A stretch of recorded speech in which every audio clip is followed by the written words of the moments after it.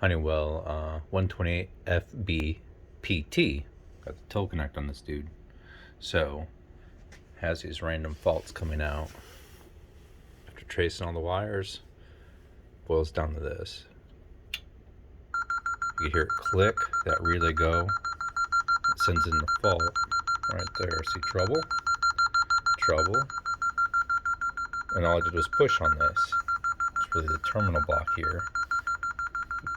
Push up on it there. Look, it goes away.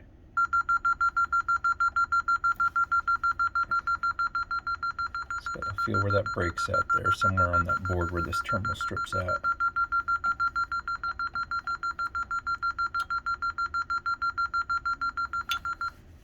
There we go. And it's clear again. Back behind that.